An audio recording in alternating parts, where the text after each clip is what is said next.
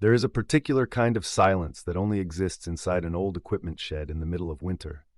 Not the silence of emptiness, not the silence of a room with nothing in it. This is heavier than that. This is the silence of something waiting, something that used to shake the ground and pull 10-ton loads through clay soil that would swallow a lesser machine whole, something that sat and sat and sat. While the man who owned it walked past the shed door every single morning, looked at the padlock, and kept walking. 14 months, 427 days. Not one turn of the key. Ray Calloway was 58 years old when he parked that Massey Ferguson inside the shed and locked the door. He didn't tell his wife exactly why. He didn't tell his hired man. He didn't tell the dealer who called 3 times in the first month alone, offering to take it off his hands at a price that would have covered 2 years of operating costs. Ray said no each time. Short, flat, no explanation. His neighbors talked. In a county where everybody knows what equipment everybody else is running, a machine sitting idle for that long is not just a curiosity. It is a statement or a symptom. People couldn't agree on which. Some said Ray had lost his nerve after the accident. Some said he was holding out for a better offer and playing it stubborn. His neighbor Dale Everett, who farmed the section directly to the east and had never once passed up a chance to measure himself against Ray, said the old Massey was finished. Said Ray knew it and just couldn't admit it. Dale had purchased a brand new competitor machine that spring. Green, loaded. Financed at a rate that made the ag lender smile like a man who'd already won. Dale talked about that machine the way some men talk about their sons, proudly, constantly. At the grain elevator, at the co-op, at the church parking lot after Sunday service, the horsepower, the telematics, the fuel efficiency figures from the manufacturer's brochure, quoted like scripture. Ray never argued. Ray never said a word. He just walked past the shed every morning, looked at the padlock, and kept walking. To understand what that Massey Ferguson meant to Ray Calloway, you have to go back further than 14 months. You have to go back to the year Ray's father bought it. Gordon Calloway had not been a man who made decisions quickly. He had farmed that same ground for 31 years before he walked into the Massey Ferguson dealership and put money down on the machine that would sit in Ray's shed 4 decades later. Gordon had looked at the John Deere. He had looked at the case. He had done the math 3 times in pencil on the back of an envelope that Ray remembered seeing on the kitchen table every morning for 6 weeks straight. Then Gordon bought the Massey Ferguson. He ran it for 19 years without a major mechanical failure. Not because he was lucky, because he maintained it the way men of that generation maintained everything they owned, like it owed them nothing, and they owed it everything.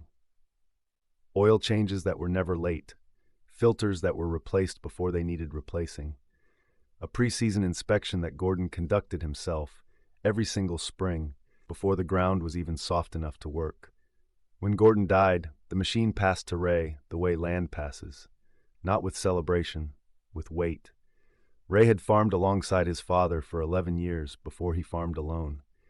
He knew that machine the way he knew his own hands. He knew which hydraulic line ran warm in August. He knew the exact sound the engine made at full throttle in heavy soil versus light. He knew where to listen for the first sign of trouble and what it meant when the note changed by even a fraction.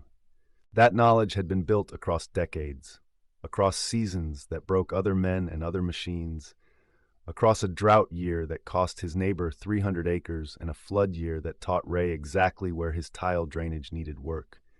Across all of it, that Massey Ferguson had run, and then it hadn't. The accident happened on a Thursday afternoon in late September. Ray wouldn't talk about the details in any meaningful way afterward. What the county knew was this: there had been a mechanical failure during harvest. Ray had not been hurt, not physically, not in any way that required a hospital, but something had broken, not in the machine, something else. He finished harvest on rented equipment, paid for the rental out of operating cash without complaint, parked the Massey in the shed, put the padlock on, and walked away. His wife Sandra watched him walk away. She didn't stop him. Sandra Calloway had been married to Ray for 33 years, and she understood with the specific intelligence of a woman who has lived alongside a farmer through hard seasons that some things cannot be rushed, that some decisions have to come from inside the man rather than from outside pressure. She gave him the winter. When spring came and the shed stayed locked, she gave him the spring. When summer came and the shed stayed locked, and the hired man was running a rented tractor while Ray's own machine sat 30 feet away behind a padlocked door, Sandra started to wonder if she had given him too much room. The rental costs were not insignificant. Ray tracked them to the cent in the notebook he kept on the kitchen counter, the same way his father had tracked fuel costs and parts costs in a similar notebook 30 years before. Ray was not a man who ignored numbers. The numbers were adding up, and he was writing them down, and he was doing nothing about them. Dale Everett noticed the rental equipment running on Ray's ground. Of course he did. Dale noticed everything that happened within sight of his operation. He mentioned it at the elevator in June, not to Ray directly, but loudly enough and to enough of the right people that it would find its way back. It always did in a county this size. "Ray's running rental iron again," Dale said. "That old Massey must be done. I told him 2 years ago he needed to move on." Dale hadn't told Ray anything of the sort, but that was the version that traveled. The dealer called again in July. Different voice than before, new sales rep, younger, hungrier. He had clearly been briefed on Ray's situation. He led with a trade-in offer on the Massey that was lower than the previous offer by $8,000, which told Ray everything he needed to know about how the dealer valued a machine that sat idle. Depreciation was not just mechanical, it was psychological. Let a machine sit long enough and the market starts to believe you've already given up on it. Ray said no. The rep pushed. He had a certified pre-owned unit on the lot, competitor brand, 3 years old, strong service history, priced at a point that Ray could finance without stressing his operating line. He had run the numbers. He said this with the confidence of a man who had run numbers on a spreadsheet and confused that with understanding farming. Ray said no again. The rep made one more push, said something about the Massey Ferguson sitting there costing Ray money every single day it wasn't working, said the rental equipment costs alone justified making a move, said he could have papers drawn up by end of week. Ray hung up, not rudely, just completely. August came in hard that year, 94 degrees for 11 straight days. The kind of heat that does visible things to crops in the final push before harvest. The kind of heat that separates operations with good equipment decisions from operations that were always one breakdown away from a problem they couldn't afford. Dale Everett's new machine ran into its first significant issue in the second week of August. Not a catastrophic failure, but a sensor failure in the precision guidance system that required a dealer technician to drive out and spend 4 hours with a diagnostic laptop before anything could move. 4 hours of downtime in the second week of August, in 94-degree heat, with the crop exactly where it didn't want to be standing any longer than necessary. Dale absorbed it. He had to. The machine was under warranty, and the technician came at no charge, and eventually it ran again. But 4 hours in August is not 4 hours in February. Every farmer within 30 miles understood the math without being told. Ray heard about it at the co-op 2 days later. He didn't say anything. He bought his fuel additive and his coffee, and he drove home. That night he sat at the kitchen table for a long time after Sandra had gone to bed. The notebook was in front of him. He didn't open it. He was thinking about something his father had told him once, during a wet spring when half the county was stuck and Gordon Calloway was still running. Gordon had said, "A machine that you understand is worth more than a machine that understands itself." Ray had been 22 years old and hadn't fully known what that meant. He thought he understood it better now. He went to bed without opening the notebook. September arrived, and with it the specific tension that every grain farmer knows, the feeling that harvest is a door that opens and closes on its own schedule, indifferent to your readiness, and you either walk through it or you don't. The crop does not wait. The weather does not negotiate. The window is what it is, and every day of that window that passes without a combine running is a day that cannot be recovered. Ray was running rental equipment again. He had arranged it in July, quietly, without announcement. The costs were what they were. He had written them in the notebook. He had not stopped writing them, and he had not stopped feeling them. On the morning of September 9th, Ray Calloway woke before 4 o'clock. Sandra heard him get up. She lay still and listened to him move through the kitchen. The specific sound of a man who has made a decision, even if he doesn't know yet that he has made it. There is a difference in how a man moves when something has shifted in him.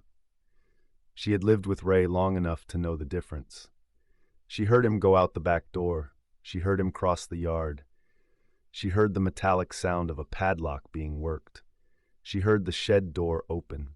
The interior of that shed had not seen full light in 14 months. The smell was oil and old rubber and the particular dry cold that accumulates in an unheated metal building through a full winter and a full summer. The Massey Ferguson sat exactly where Ray had left it. Exactly. As if it had not moved a millimeter, which of course it hadn't, but there was something about the stillness of it that hit Ray in the chest in a way he hadn't prepared for. He stood at the door for a full minute. Then he walked to the machine the way you walk towards something you're not sure will still be what you remember. He ran his hand along the hood. The paint was where it had always been. The bodywork was sound. He checked the tires, still holding pressure, which surprised him less than it would have surprised someone who didn't know these machines. He checked the fluid levels with the methodical attention his father had taught him, and then the attention his own experience had added to what his father had taught him. He checked the battery. It was low but not dead. He had a charger in the shed.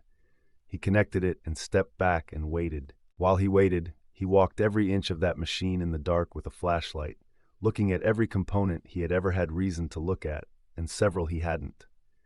Not because he expected to find damage, because he needed to know. Because 14 months of absence creates a kind of doubt that only physical examination can address, and Ray was not a man who could operate on assumption. He found nothing wrong that he hadn't known was wrong before he parked it. That was important. By the time the battery had enough charge to attempt a start, the sky outside the shed door had moved from black to the particular dark gray that arrives 40 minutes before actual dawn. Ray climbed into the cab. The seat was cold in the way only September mornings can make metal cold. The kind of cold that comes through denim and reminds you that the body remembers temperature the way it remembers certain years. He sat there for a moment. He thought about his father. He thought about 31 years of envelopes with numbers on the back. He thought about the specific look Gordon Calloway had on his face the first spring this machine ran their ground. Not pride exactly, but something adjacent to it. The look of a man who had made a decision and understood, in real time, that the decision was correct. He thought about the accident in September of the year before. He let himself think about it fully, which was something he had been refusing to do for 14 months. He thought about the moment of the failure, what he had felt, what he had believed in that moment about the machine and about himself, and about whether some things simply end. Then he thought about Dale Everett's 4 hours of downtime in August. He turned the key. The engine caught on the second attempt. Not the first. The first attempt was slow and reluctant, the engine turning over with the resistance of a machine that has been stationary for more than a year, oil that had settled into its lowest points, belts and seals that needed the reminder of motion before they remembered how to move. Ray held the key through the resistance and waited, and then released it and sat quietly for 30 seconds. Second attempt. The Massey Ferguson started. It did not start smoothly. It started the way an experienced engine starts after long inactivity, roughly, uncertainly, with a sound that was not quite the sound Ray remembered and was also exactly the sound Ray remembered.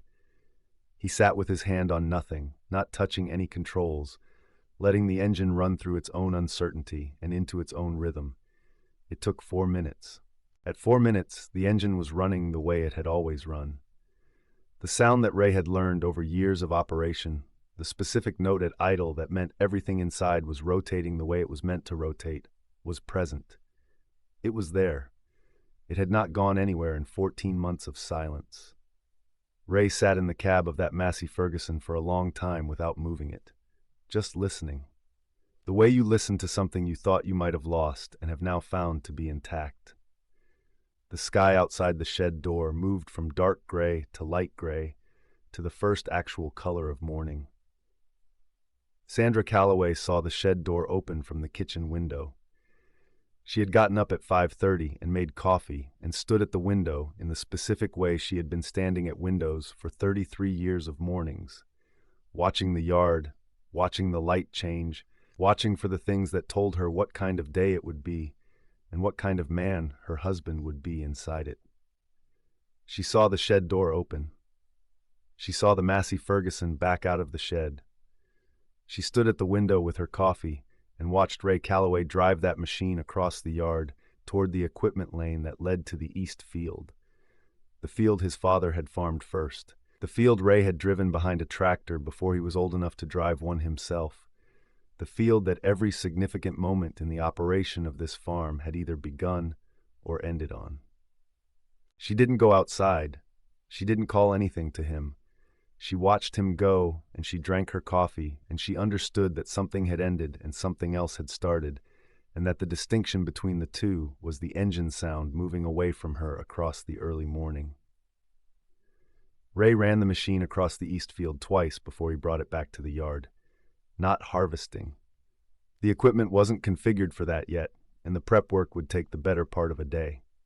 He ran it to feel it, to re-establish the specific physical relationship between operator and machine that cannot be maintained through memory alone, that requires the actual physical feedback of ground pressure and hydraulic resistance and engine response under load. What he found in those two passes told him what he had needed to know. The machine was sound. It had sat for 14 months, and it was mechanically sound. The maintenance his father had built into his habits, and that Ray had built into his own habits over decades of running this equipment, had held. The seals, the lines, the engine internals, the drivetrain, all of it had held through a full winter and a full summer of sitting. There are people in the equipment industry, dealers, manufacturer representatives, financial advisors who build spreadsheets about asset utilization, who will tell you that letting a machine sit is simply a form of loss, that idle equipment is wasted capital, that the depreciation clock runs whether the hours accumulate or not, and that a machine not working is a machine not paying for itself. Those people are not wrong about the economics, but they are missing something that Ray Calloway understood in those two passes across the east field, something his father had understood before him, and something that the county would spend the next several years coming to understand in its own way. The machine you know is not interchangeable with the machine you don't know, not at the level of actual field operation. Not when it is 4 a.m. and something sounds slightly wrong, and you need to decide in the next 90 seconds whether you push through or you stop. And that decision is worth either 2 hours of downtime or a $30,000 repair bill. And the difference between those two outcomes is whether you know the machine well enough to hear what it is telling you. Ray knew that Massey Ferguson the way his father had known it. The way knowledge accumulates through seasons, not through specification sheets. That was what he had been protecting in that shed for 14 months. Not the machine, the knowledge. He was in the field by 9 o'clock that morning, properly configured, properly prepared. The rental equipment went back to the dealer that afternoon. The hired man drove it back while Ray ran his own ground with his own machine for the first time in over a year. The hired man's name was Curtis Briggs. Curtis had been with Ray for 6 years and was not a man who commented on things that weren't his business. But when he came back from returning the rental equipment and walked out to the field to check in with Ray, he stood at the edge of the field for a minute watching the Massey Ferguson work before he said anything.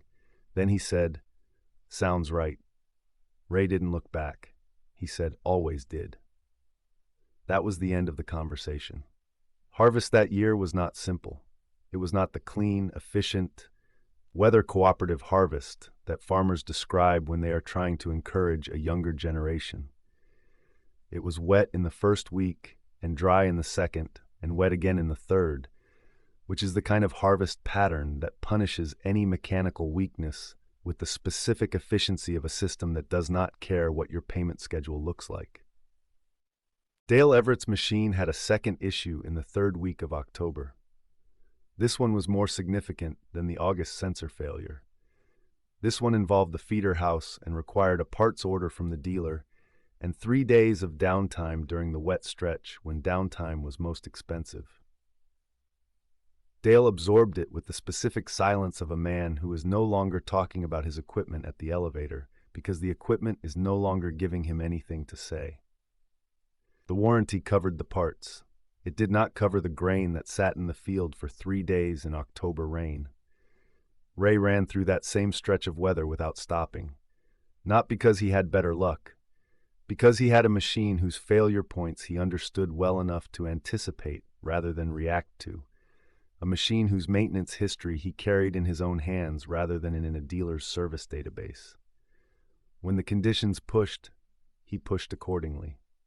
When the conditions required caution, he applied caution in the specific calibrated way that 14 months of sitting with a decision will teach a man to apply it. He finished harvest on October 22nd. Dale finished on October 31st, 9 days. In a county where grain prices move by the day and dryer costs eat margins that were already thin, 9 days is not a minor difference. 9 days is the difference between a year that works and a year that doesn't, measured in the specific arithmetic that everyone in that county understood without being told. Nobody said anything directly to Ray. That wasn't how things worked. But at the elevator in November, when the final numbers from that harvest were sitting in everyone's heads, there was a shift in how people stood when Ray walked in. Not dramatic, not the kind of thing you could point to specifically, but present. Ray bought his coffee, got his ticket, and went home. The notebook sat on the kitchen table through the winter.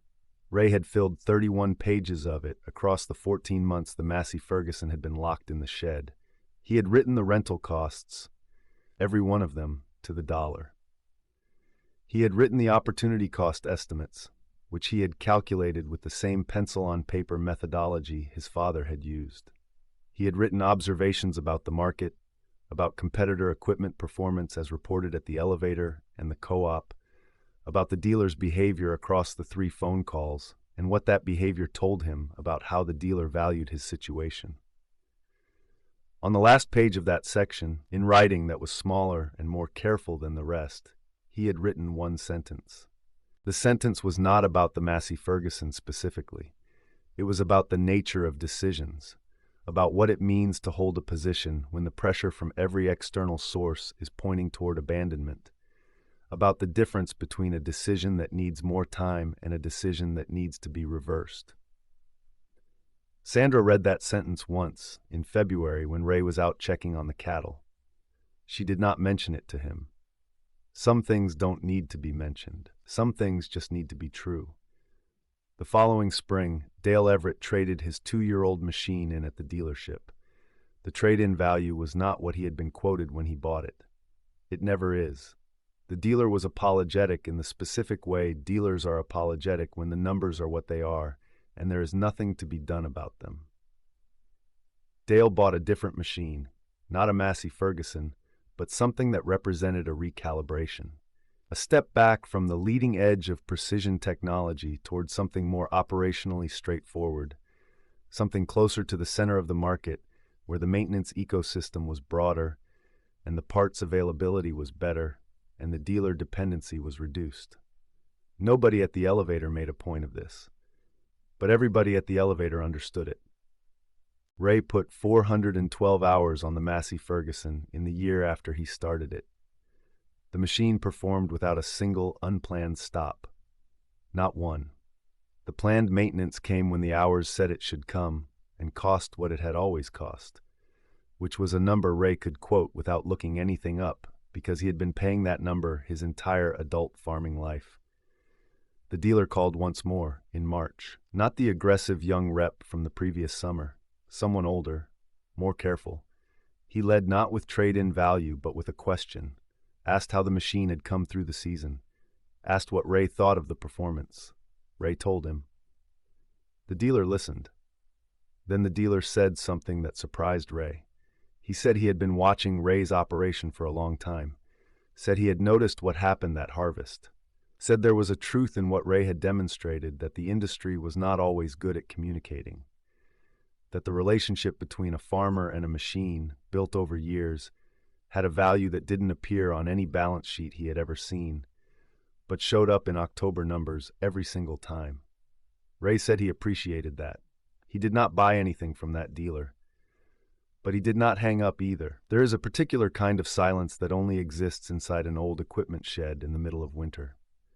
Ray knows it now from both sides.